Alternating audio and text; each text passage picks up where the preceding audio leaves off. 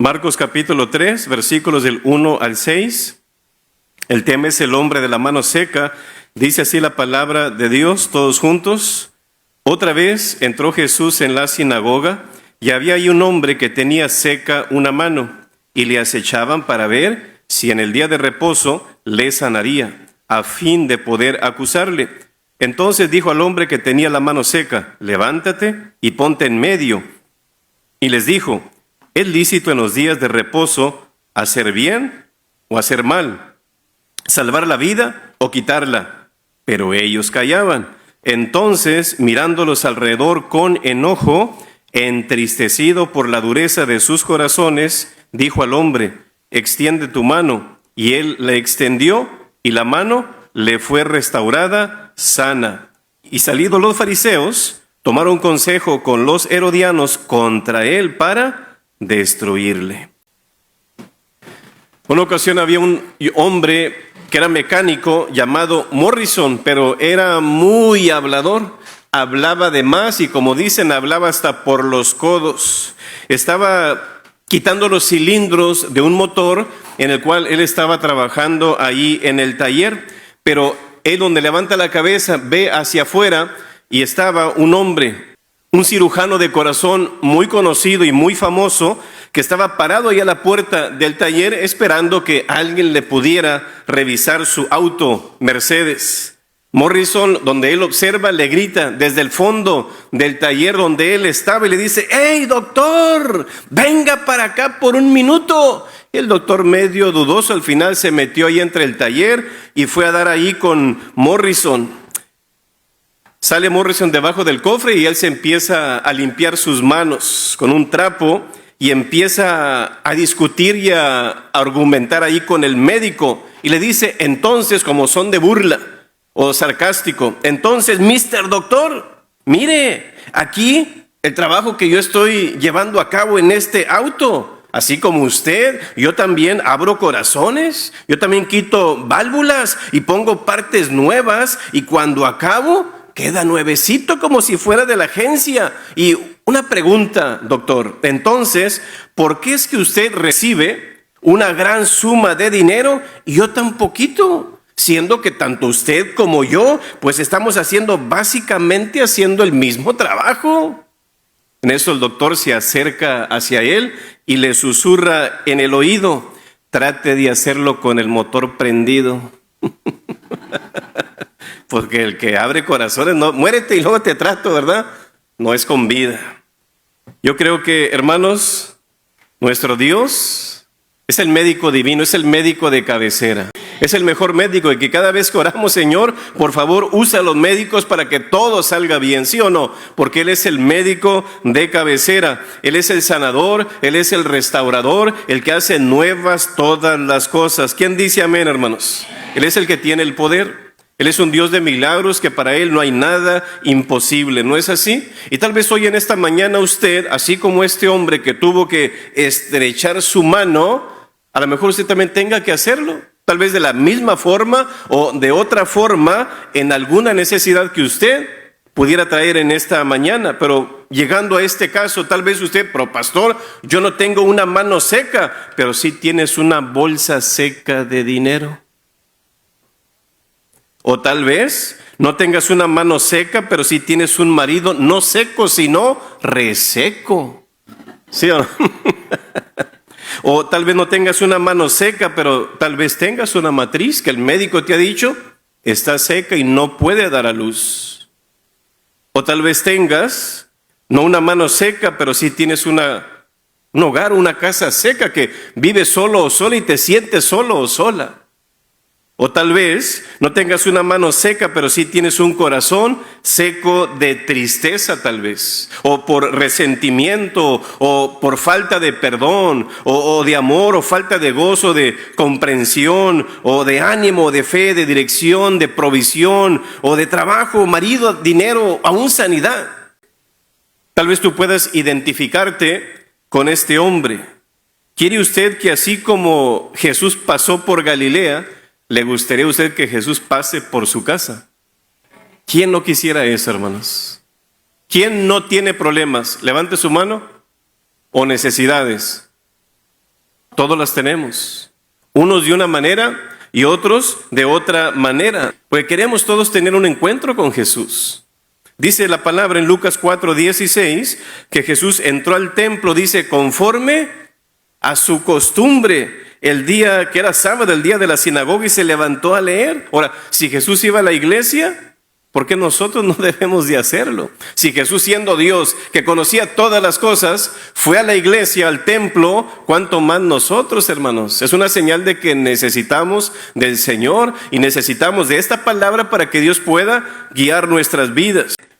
Un hombre vino al culto con un problema, a lo que estamos viendo en esta historia, versículo 1, y nos dice, otra vez entró Jesús en la sinagoga. Esto nos enseña de que el Señor por eso nos manda, no dejen de congregarse como algunos tienen por costumbre. Es un mandamiento del Señor que como cristianos tenemos que hacerlos. ¿Por qué? Porque somos una familia. Por eso nos llamamos hermanos y hermanas, porque tenemos un Padre que Él nos dirige, nos aconseja, nos exhorta y nos dice qué es lo que tenemos que hacer a través de su palabra. Pero ¿sabe qué es lo más importante cuando nos congregamos? Que Jesús está presente cuando nos congregamos. Tal vez usted no lo palpe, tal vez usted no lo sienta o lo vea, pero Él nunca prometió que lo íbamos a sentir, ni que lo íbamos a palpar o poder verlo. Él prometió que estaría con nosotros todos los días hasta el fin del mundo, pero nunca prometió, mira, tú me vas a ver, me vas a sentir. Independientemente de eso, Él ha prometido estar con nosotros. Así que nuestra fe no debe de estar sujeta a, es que no lo sentí, es que no lo vi. No, ese es el punto de la fe. Porque donde están 2 o 3 congregados, dice Mateo 18:20, ¿qué dice el versículo? En mi nombre, ahí estoy yo. ¿En medio de qué, hermanos? De ellos. Y usted sabe que donde está Jesús, dice la palabra que hay libertad. Hay libertad para estar en paz, hermanos. Libertad para estar tranquilos. Libertad para deshogarnos con Él. Libertad de pedirle que Él sea obrando en nuestra vida. No es así, donde Él está, hay salvación, hay perdón. No es así, hay solución y puede haber milagros también. Aunque son milagros, como dice uno, es uno entre milagros, ¿verdad? Pero suceden. Amén.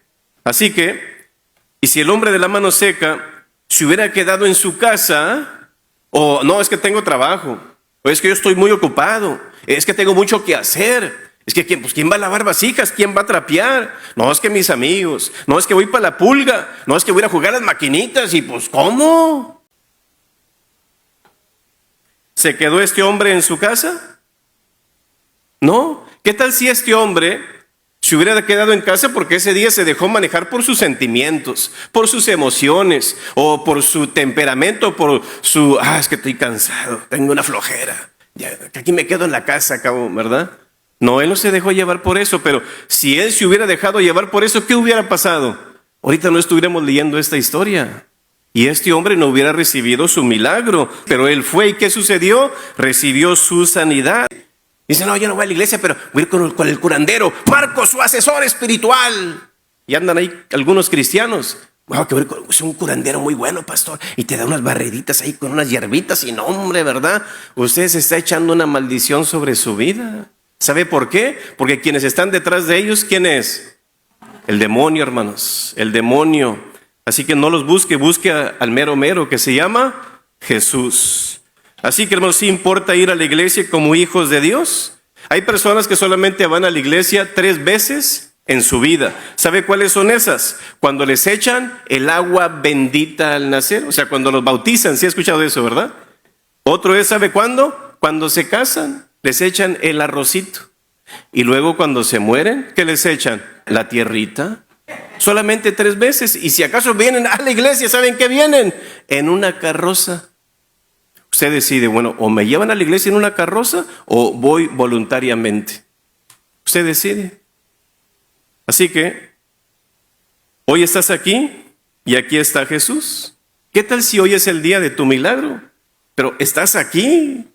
Nada te podía haber costado, me quedo aquí en casa. Ay, qué rica almohadita, ¿verdad? Acaba de llover, estoy fresca aquí. Mira, pero qué bueno que está aquí.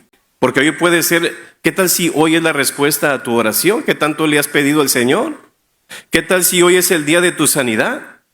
¿Qué tal si hoy es el día de tu salvación? ¿O qué tal si hoy es el día en el cual el Señor te va a proveer de ese dinero que tanto necesitas? ¿Sí me explico?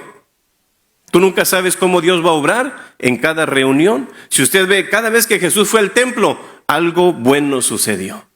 Así que hoy puede ser el día donde el Señor solucione tus problemas, tal vez con tu esposo, tal vez con tus hijos, tal vez en tu trabajo, un asunto legal cualquiera que sea, Dios lo puede hacer. Amén.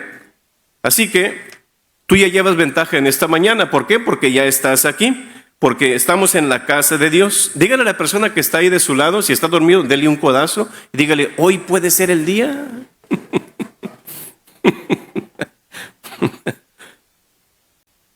Eso malo que tal vez esté sucediendo en tu vida, Dios puede usar esas cosas para acercarnos a Él. Tú ni te imaginas cómo Dios está trabajando en tu vida, que a veces ni cuenta nos damos, hermanos, a través de personas, a través de circunstancias, a través de cosas que ni nos imaginamos, y Dios está trabajando, acomodando cada cosa. ¿Para qué? Para que al final tú encajes en el propósito y el llamado de Dios para tu vida. Amén. Así que no veas ese problema o esa enfermedad, ese obstáculo como un medio de alejarte más de Dios, sino un medio para acercarnos más a Dios y poder recibir la bendición de Dios. Así que, aunque esta historia, hermanos, sucedió un promedio de hace 1980 y tantos años, Jesús sigue estando presente. Él prometió estar con nosotros todos los días hasta el fin del mundo. Pero ¿sabe qué es lo que me llama la atención de esta historia? Que en esta historia hubo diferentes personajes presentes. Hubo aquí muy buenos judíos, hermano. Fieles, obedientes, serviciales, pero ¿sabe qué? También en esta historia hubo personas como los escribas, los fariseos y los herodianos. Pero ¿sabe qué? Ellos vinieron solo para ¿qué? A ver qué va a pasar. Pero ellos ya tenían una idea, ellos ya tenían un problema, una situación en la cual, ¿cómo le vamos a hacer con Jesús? Vamos a ver, vamos a escuchar, a ver qué es lo que dice. ¿Sabe para qué? Para acusarle. Entonces, al final, si usted ve, dice el versículo 2, y le acechaban para ver si en el día de reposo le sanaría a fin de, ¿qué cosa? A fin de poder acusarle. Ahora, hágase la pregunta, ellos no vinieron con el fin de que voy a recibir. Esa debe de ser su actitud cada vez que usted viene a la casa de Dios. Bueno, Señor, hoy voy a ir a tu casa, ¿qué voy a recibir hoy? Tú ni te imaginas cómo Dios te puede hablar.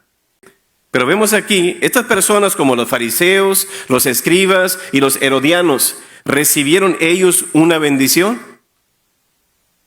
No. No recibieron nada. Recibieron exhortación, que fue otra cosa, pero vinieron ellos a cuestionar y a criticar a Jesús en vez de ellos de venir a recibir de Jesús. Ahora, esto nos enseña también de cómo usted salga de aquí de esta reunión el día de hoy, depende mucho de usted. Porque Jesús ahí estaba. Una persona sale bendecida y otros no. Entonces significa que no es tanto en Jesús el 100% de lo que vaya a suceder, sino que mucho se debe a cómo yo actúe, con qué actitud yo venga a la casa de Dios. Amén, porque hay una ocasión donde Jesús fue a cierto lugar y Él quería hacer milagros. Pero ¿qué dice la palabra? Dice que no hizo milagros ahí por la incredulidad de ellos. Entonces el asunto mayor está en nosotros. Dice el versículo 2, y le acechaban para ver si en el día de reposo le sanaría a fin de poder acusarle. ¿Sabe qué es lo que me gusta a mí de esta historia? Y creo que esto nos debe de enseñar también a nosotros. Al gym donde usted va, al trabajo donde usted está, con los amigos y que las amigas, donde quiera que usted esté. Fíjese que Jesús no se dejó controlar por las emociones o acciones de este tipo de personajes. Ah, sí, ahí están los fariseos, porque él sabía todo. No, ¿para qué voy al templo? Ahí van a estar los fariseos, los escribas y los herodianos y nomás van a ir para ver qué digo y qué hago. Mejor no voy. Si Jesús hubiera hecho eso, ese tipo de personas hubieran controlado la vida de Jesús, pero él no se dejó controlar. Y así actúan muchos cristianos. No voy a ir ahí porque ahí está tal y me dice esto y el otro. Te están controlando tu vida. Así que, para no ofenderlos, Jesús no le dijo al hombre, pues para que no se ofendan esto, mira, es sábado hoy. Es día de reposo. Mira, ¿qué te parece si vete a tu casa? Yo el lunes voy y te visito.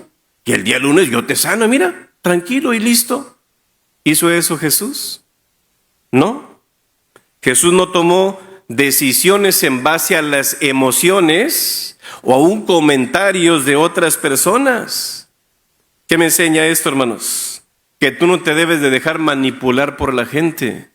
Independientemente de lo que hagan o digan, no te debes de dejar manipular por ellos. No te debes de dejar llevar por la gente, controlar por la gente o sobornar por la gente por lo que, es que me pueden ofrecer esto y lo otro. No, ¿qué es lo correcto? Porque muchos nos dejamos controlar por lo que dicen otros. ¿Sabe para qué? Pues para tenerlos contentos, para que no se enojen. Es que si yo le digo esto se va a enojar. Tú tienes que hacer lo correcto. ¿Cómo reacciona la persona? Ese es problema de la persona. Y esa persona le va a dar cuenta a Dios, no tú. Amén. Así que quiero que escuche esto. Si tú eres el tipo de persona que quiere agradar a todo el mundo para tenerlos feliz, vas a ser la persona más infeliz de la tierra. ¿Usted batalla para agradar a su esposo o a su esposa? Que dice, no me haga esa pregunta, pastor, porque aquí está, me va a dar un codazo. Si usted batalla a agradar a su esposo, a su esposa o a sus hijos, imagínese ahora agradar un montón de gente. ¿Va a ser fácil? No, hermanos. Es imposible poder agradar a todo mundo. Así que tú tomas decisiones en base a lo que es correcto, no en base a las acciones o comentarios de otros. Porque si es así, la gente está controlando tu vida. Así que Jesús no se dejó controlar por los fariseos, se dejó controlar ¿por qué? Por necesidades. ¿Sí escuchó eso? Jesús no se dejó controlar, es que los herodianos y es que los fariseos y es que los escribas. No, él vio una necesidad y él dijo, yo voy a satisfacer esa necesidad. Así que, ¿qué haces o qué sientes cuando una persona de tu prójimo está enfermo o tiene problemas o tiene necesidad? ¿Tú oras por esa persona? ¿Tú pides por la restauración de esa persona? ¿Tú pides por la provisión de esa persona? ¿O te da gusto que esté enfermo? Como estos hombres, está enfermo, es problema de él. Ellos dicen, no, es que tiene que ser así, de esta manera. Así que, dice un dicho, el que obra mal, se le pudre el tamal. ¿Sí o no? A ver, dígalo conmigo, el que obra mal, se le pudre el tamal. ¿Quiere usted que se le pudre el tamal? Usted decide, ¿verdad? Usted obre bien, ¿y cómo le va a ir? Bien, porque usted está sembrando un bien, usted va a cosechar bien. Así que si tienes familiares, tú tienes amigos, tienes vecinos o compañeros de trabajo, quienes tú sabes que a veces tú no les caes bien, porque es que soy cristiano y pues no les caigo bien, o esto o el otro, y ellos no quieren saber nada de Dios, tú sigues haciendo lo que es correcto. Tú sigues ministrándolos, síguelos evangelizando, síguelos invitando a la iglesia y sírvelos. ¿Por qué? Dios va a tener un tiempo donde Él te va a bendecir. Así que la gente, escuche esto, la gente responde más a la compasión que a la condenación. Eso fue lo que hizo Jesús. Nuestro trabajo como Jesús no es condenar a la gente, nuestro trabajo es amar a la gente. ¿Sabe por qué? Hay personas que el único abrazo y el único beso que reciben, ¿sabe dónde es? Aquí en la iglesia. Porque a lo mejor tienen un marido medio reseco, porque así fueron criados de que aquí no nos abrazamos ni nos besamos, nada, ¿verdad? No hay ningún afecto, porque así fueron criados. Así que esas personas, el diablo, hermanos, a veces las usa para desanimarnos o alejarnos de Dios. Se recuerda que cuando Satanás, por ejemplo, como pensando en Jonás, siempre te va a tener una barca preparada. ¿Para qué? Para llevarte lejos. Siempre va a buscar la forma de, mira, aquí está esta buena excusa para que. También si vemos, Satanás, así como el pueblo de Israel, siempre va a tener una caravana lista para que se vuelvan a Egipto. Y asimismo también Satanás siempre te ayudará a ver algo negativo para que te decepciones de Dios y te decepciones de la gente y del cristianismo, pero tú no le creas. ¿Por qué estamos aquí en la iglesia? ¿Alguien sabe por qué estamos aquí en la iglesia? Una, porque Dios lo pide. porque es el día del Señor. Y el Señor nos dice que tenemos que, dice, congrega adultos o congrega jóvenes y congrega a tus niños y a tus visitantes. Dice el Señor, ¿sí o no? ¿Para qué? Dice, para que aprendan, dice la palabra, y la pongan por obra, dice en Deuteronomio. Pero ¿sabe por qué razón venimos aquí también? Porque necesitamos de Dios. No somos perfectos. Y a cada día que nosotros venimos a la casa de Dios, Dios nos va a hablar a través de su palabra. ¿Con qué fin? ¿Para quedarnos estancados? No, para seguir creciendo, seguir madurando y ser formados a la imagen de Jesús. ¿Qué decía Pablo? Hermanos y hermanas, tengo hasta dolores de parto hasta que Cristo sea formado en ustedes. Ese es el punto clave, que a través de todo esto, Cristo sea formado en nuestras vidas. Amén. Así que puedes desilusionarte de las iglesias, de algunas personas, de algunos pastores, pero nunca de Dios. Amén. Jesús nunca te va a fallar. A pesar de que Jesús no le caía bien a mucha gente, aún así, ¿qué hizo Jesús? ¿Hizo el milagro, sí o no? ¿Hizo el milagro? No, no se lo merecen, son honestos y son lo otro. No, Él hizo el milagro. Y aún dice la palabra que Jesús, viendo la incredulidad de ellos, porque dice el versículo 3, entonces dijo al hombre que tenía la mano seca, ¿qué le dice? ¿Sabes qué? Vámonos de aquí con esta chusma. No. ¿Qué le dice? Levántate y ponte en medio. ¿Qué es lo que nosotros tenemos que hacer cuando tengamos un problema, hermanos? ¿Dónde está Jesús regularmente? Siempre nos justificamos, no, Jesús está en todas partes, yo por eso aquí me quedo en la casa y de aquí yo le canto y le adoro al Señor. No, eso es personal, esa es su relación personal con Él, pero Él también nos reta, así como lo tienes personal, también tiene que ser comunal, amén, que es muy diferente. Él está en todas partes, pero ¿sabe dónde Él quiere que nosotros vayamos? Donde está Él, y regularmente está en su casa. ¿Cuál es su casa? El templo, amén. Así que este hombre obedeció a Jesús. Yo estoy seguro que este hombre también, hermanos, estuvo viendo las caras y, como decía una tía de mi rancho, estuvo viendo ahí las jetas de esos hombres ahí enojados y molestos porque, a ver, vamos a ver si Jesús lo sana, ¿verdad? ¿Sí o no? Estoy seguro que estaba viendo los semblantes, pero aún así él no se dejó llevar por ellos. Él obedeció a Jesús, independientemente de los demás. Así que cuando tú agradas a Dios, tal vez vayas a desagradar a ciertas personas. Sepa esto, que cuando Dios nos llama, algunas personas no pueden ir contigo. Tú no sirvas a Dios. Es que Él no quiso ir, pues yo tampoco. Bueno, el asunto es personal, ¿no cree?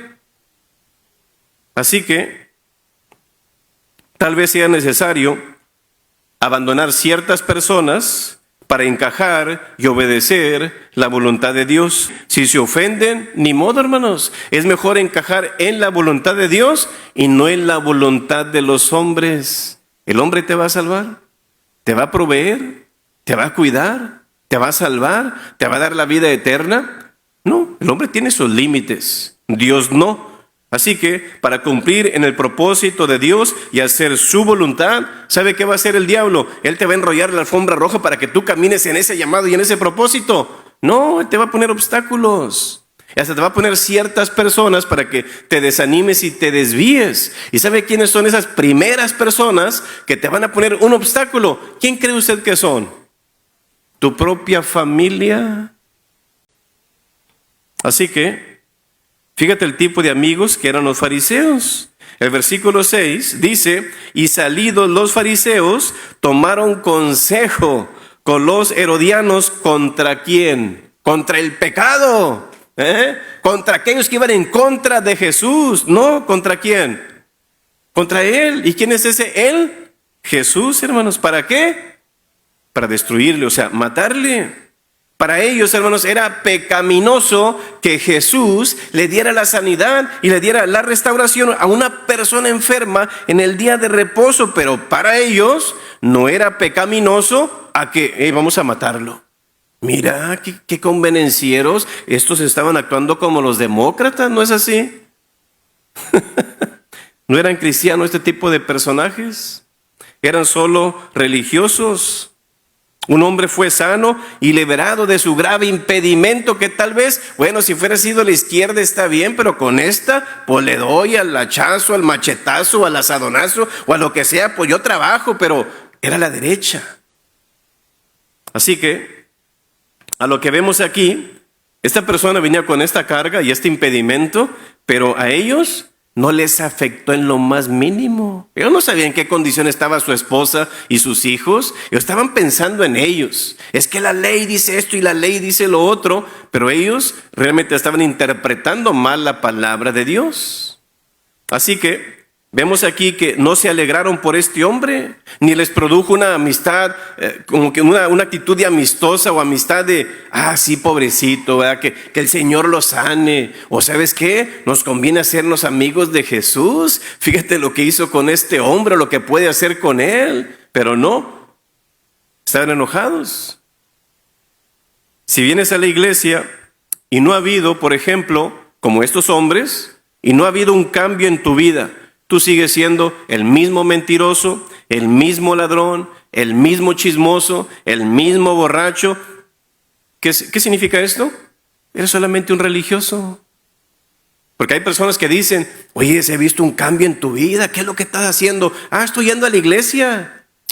¿A la iglesia? No. El Señor ha cambiado mi corazón. Que vaya a la iglesia es otra cosa. ¿O es el medio que Dios puede usar? Sí. Pero lo importante es tu relación con Dios. Así que uno de los principios de Jesús aquí para los fariseos era que Dios a veces, hermanos, de adrede, ¿sí escuchó esa palabra? De adrede nos pone personas malas. ¿Cuál es su punto débil? A mí no me gusta que me levanten la voz. ¿Qué va a hacer Dios? De adrede te va a poner ese tipo de personas que te levanten la voz. ¿Sabe para qué? Para que usted aprenda a tolerar eso. Dios es el tipo de persona que grita mucho. ¿Qué cree usted que va a hacer Dios? Te va a poner acciones, circunstancias, experiencias. ¿Para qué? Para que tú grites. ¿Con qué fin? Para que aprendas a no gritar. Y si eres una persona que le gusta el vicio, ¿qué va a hacer Dios? Te va a poner ahí los vicios. No, el diablo te los va a poner. Pero ¿sabe qué va a hacer Dios? A ver, ¿vas a hacer lo correcto o no? A veces Dios nos está probando para ver qué es lo que vamos a hacer. Y esos hombres, a lo que vemos aquí, a veces Dios nos pone personas malas, chocantes, de mal genio, personas enfermas, aún incapacitadas y aún personas pecadoras. Y fíjese, ¿sabe para qué? ¿Por qué? Ponerte a prueba. ¿Qué vas a hacer tú con esas personas? ¿Las vas a amar? ¿Las vas a tolerar? ¿Les vas a enseñar la palabra? O actúas como todo mundo lo hace, ni te les acerques, quítate de ellos. Porque primero como cristiano, aunque la palabra al final sí dice, tales personas tú ni te juntes ni comas con ellos. Pero la palabra primero nos enseña que tú no debes de hacer diferencia con las personas. Ya si le enseñaste, le confrontaste, le exhortaste y si no quiere entender, Dios te bendiga. Tú ya hiciste tu parte, como dijo Pablo, tu sangre será sobre ti. Yo tengo mi sangre limpia y mi corazón limpio. Así que no actuemos como los fariseos, actuemos como Cristo. Amén. Yo no sé cuál sea tu necesidad hoy en esta mañana, pero yo creo tenemos algo que hacer. Dice el versículo 3, entonces dijo al hombre que tenía la mano seca. Ahora, apliquemos este versículo personalmente. Cuando diga al hombre que tenía la mano seca, y dice la palabra, ahí ponga usted su nombre. No sabemos cómo se llamó este hombre. A lo mejor se llamó Benjamín, a lo mejor se llamaba David, no lo sabemos. Pero dice el versículo 3, entonces dijo cuando yo diga esto, usted diga su nombre en alta voz. Entonces, Jesús dijo dependiendo su necesidad, levántate, ¿y qué dice? Y ponte en medio. Este hombre, ¿qué hizo? ¿Se quedó sentado y se puso en medio o no? Sí se levantó y se puso en medio. ¿Cómo le llamamos a eso? Obediencia. Este hombre obedeció a Jesús. Jesús no le dijo al hombre de la mano seca que se pusiera en medio, mira, para que la gente se conmueva, o para que la gente pueda tener compasión de ti, y al final pues puedan darte una buena ofrenda para que te vaya bien, ya ves que pues no puedes trabajar. No, Él lo pone en medio, hermanos. ¿Lo hizo para qué? Para demostrar su poder, pero también para probar su fe. A ver, ¿me vas a obedecer o no? Pero aparte también para ver su obediencia. Si usted tiene fe, usted tiene que hacer algo. Recuerde, la fe verdadera, la fe viva, siempre va a producir resultados. Una fe muerta, hermanos, no va a obedecer, no va a causar acciones, no va a causar buenos frutos en su vida. ¿Por qué? Porque está muerta. Pero una fe viva siempre va a producir buenos resultados. Dice el versículo 5, entonces, mirándolos alrededor ¿de qué manera los miró Jesús, hermanos? ¿Es malo enojarse? No, es malo que el enojo te lleve al pecado, que es muy diferente. Pero Marcos pudo ver el semblante de Cristo aquí, porque lo escribe. Pero dice el versículo, entristecido, ¿por qué razón? Por la dureza. O sea, ¿qué significa dureza? Incredulidad. Por la dureza de sus corazones. No había fe en sus corazones. ¿Quiénes eran? ¿Escribas? ¿Qué hacen los escribas? ¿Alguien sabe qué hacen los escribas? Escribir. ¿Se sabían de memoria la palabra? ¿Cuál? Tú eres esta. Oh, sí. Oye, ¿cómo te fue con las chivas? No, qué bien. Oye, ¿y las vacas? Oye, ¿qué sembraste? Naranjas. Oh, mira. ¿Se lo sabían? ¿Escribas? ¿Qué significa esto, hermanos? Que usted puede conocer la palabra, pero si no la aplica, si no la vive, no va a producir nada en su vida.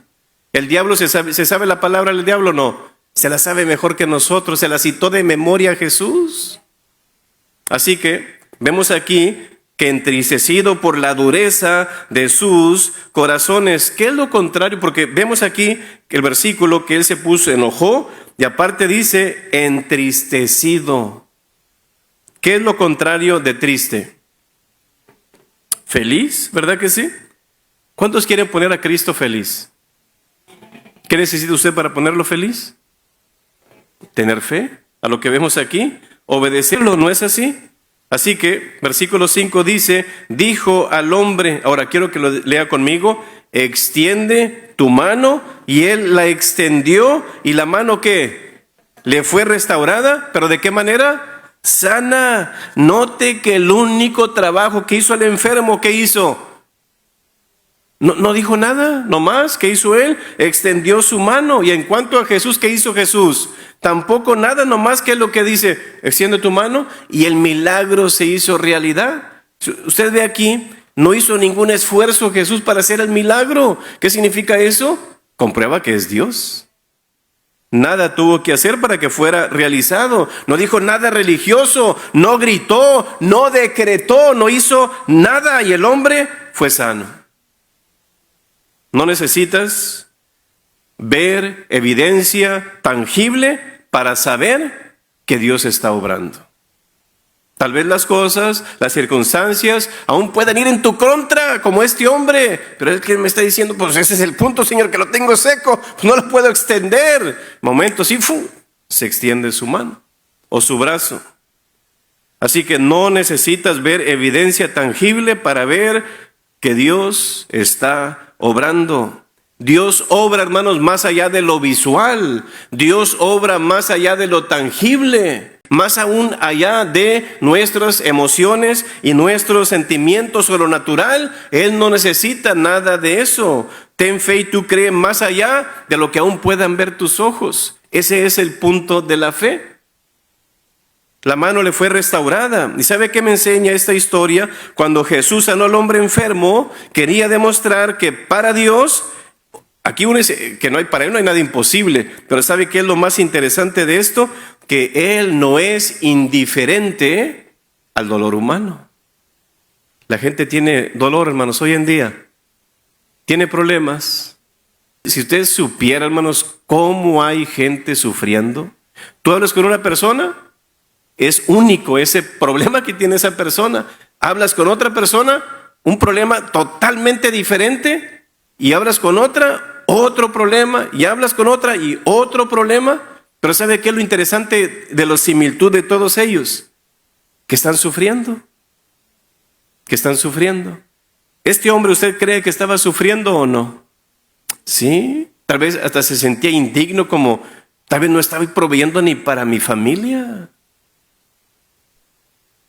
Para Dios, hermanos, no hay nada imposible.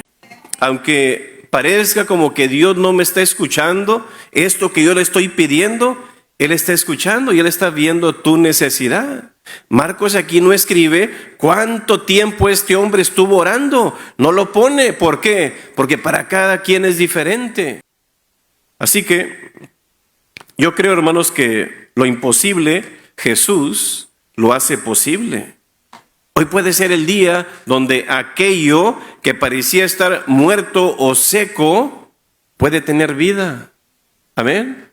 Sea en su vida, sea en su matrimonio, sea con sus hijos, sea en su trabajo, sea en lo que sea, Dios ahí está. ¿Qué es lo que tenemos que hacer?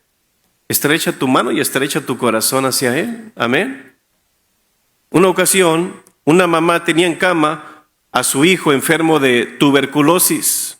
Estaba muy enfermo este jovencito, ya estaba muriendo, que hasta llegó el punto en donde uno de sus pulmones se le colapsó. Este jovencito, siendo oriental, fue inculcado con muchos dioses, sobre todo con Buda y muchos más. Donde él estaba enfermo y siempre en cama, ahí en su cama, él a cada día estaba clamando a sus dioses. Pero lo interesante que él decía es, por mucho que le clamé a mis dioses, yo no recibía respuesta. Dice, nunca y ni vi ningún cambio, dice, en mi propia vida. Y hasta dice, yo le pedía, si hay un Dios por ahí, si me estás escuchando, sáname. Dice, y nada, no hubo respuesta de ninguno de sus dioses. Pero un día clamó con fe. Y dice que él con todo su corazón y llorando, si realmente hay un Dios verdadero, te pido por favor que de perdido me enseñes cómo morir. Esa fue una de sus últimas oraciones. Pero llegó el día cuando una hermanita cristiana iba pasando por frente de su casa. Ella llega a la casa y suena la puerta. Abre la mamá de este jovencito y ella pregunta, oiga, ¿está alguien necesitado aquí en esta casa para que yo pueda orar por esa persona? Claro que sí, mi hijo está postrado en cama, ¿puede orar por él? Claro que sí. Esta hermanita ora por él, le comparte de Jesús y al final recibe a Jesús. ¿Y sabe qué? Este jovencito al final, usted dirá, pues murió en paz, murió tranquilo, pero no murió. ¿Qué sucede? El Señor Jesús lo sanó. ¿Y sabe qué? Este joven llega a ser el pastor de la iglesia cristiana más grande del mundo, ahí en Corea del Sur. El nombre de esta persona es David Yonggi-cho. Entonces, para Dios no hay nada imposible, hermanos. Yo creo que la clave está en cómo nosotros queremos acercarnos a Dios. ¿Quieres tú recibir la bendición de Dios hoy en esta mañana? Extiende tu mano y extiende tu corazón. Amén. Así que el gran día de sanidad tal vez pueda ser ahora, o el día de tu milagro pudiera ser ahora. La solución para tu problema puede ser ahora. El problema o el obstáculo o el impedimento no está en Jesús, está en nosotros.